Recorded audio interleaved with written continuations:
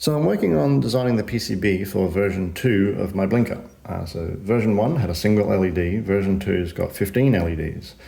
This means I can display a whole character rather than blinking out characters via Morse code.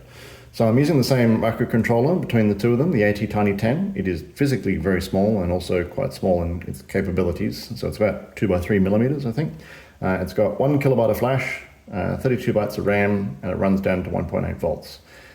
Which is good on a solar-powered supercap sort of thing. You want something that works to very low voltages.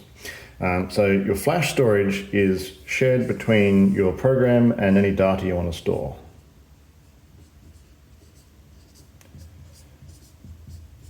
So in version 1, the program was really small because all it needed to do was blink a single LED. And the data could store about 650 characters equivalent of Morse code. Now I say characters equivalent, roughly, because Morse code isn't a fixed length per character. You know, a certain character can be 2 dits or it could be 4. And also the way it was stored was if you had, I don't know Morse code off the top of my head, so I'm just going to make up some nonsense. If you split up the message like this, that was A, B, and C. Sorry, any radio hands who are screaming at their screen right now. The way it stored the message was just a dash was 111 and a dit was 0. Because it was just literally, is the LED, it was 0, 1 for the space between them. So it was just literally, is the LED on or off at this slice of time? And so the program was dead simple. It just looked at the first bit. Is it 1? Turn the LED on. Look at the next bit. Is it 1? Turn the LED on. And it just went through the bit string that was stored in the data and turned the LED on or off. So I think the program was like a couple of bytes, really small. So that left a lot of space in the data here to store my 650 characters.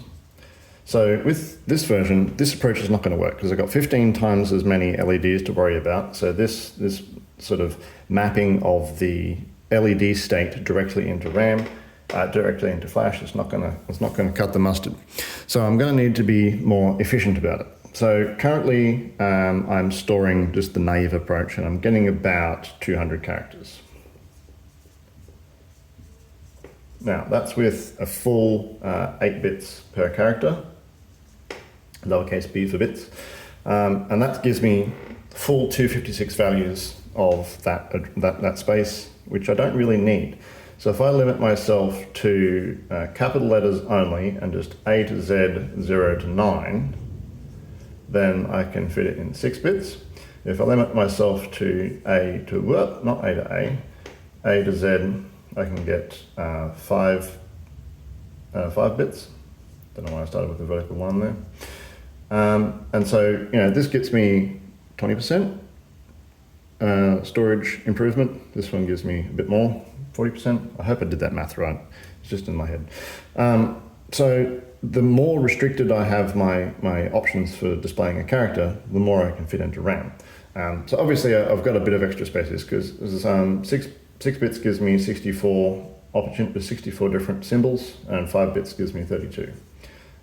So I'm kind of leaning towards having the numbers and paying the extra cost per character, but there are other options. So there are compression algorithms out there that use like a lookup table to compress and decompress the text.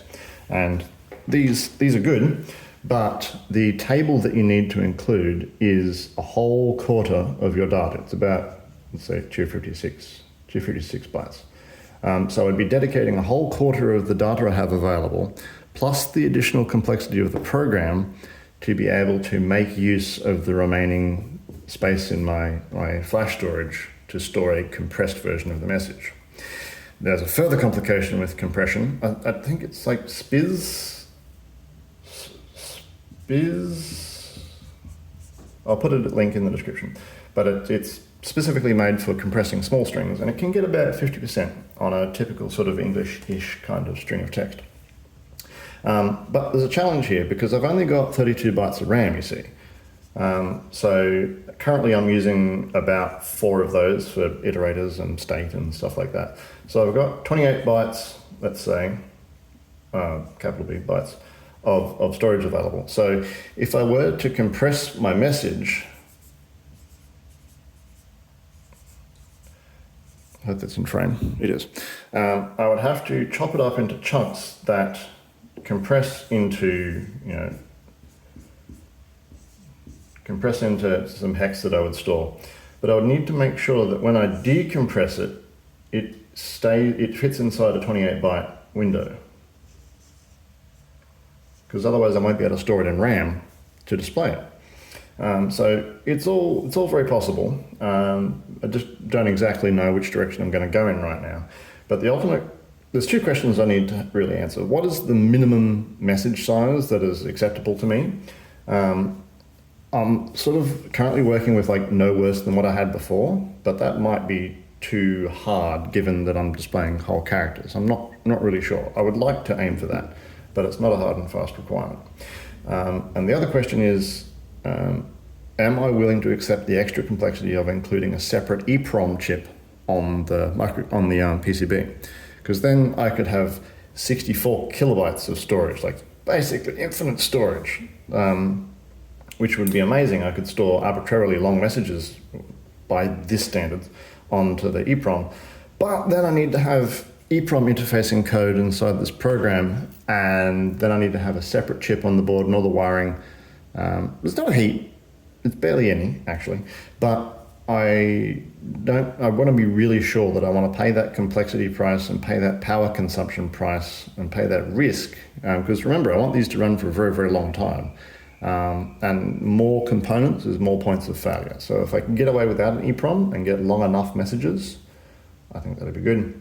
So I'm going to do a bit of a play. I might have a play with this compression stuff. I am definitely going to have a look at seeing how much I can scrunch the message down by just chopping off unnecessary bits. But that's where I'm currently at. Oh, the other thing, so I'm using a lookup table to map from the letter M through to the particular pattern of dots on the screen. I've got some space to improve on this 200 characters by omitting the bitmaps for characters I don't use, which would, that would give me extra 100 bytes, easy peasy, which would sort of claw back some of this data and give me some more program space and some more space to store the message. But that's where I'm at currently. Interesting challenge to solve. I'm looking to order the PCBs very shortly. So I want to get this EEPROM question sorted. Okay, bye-bye.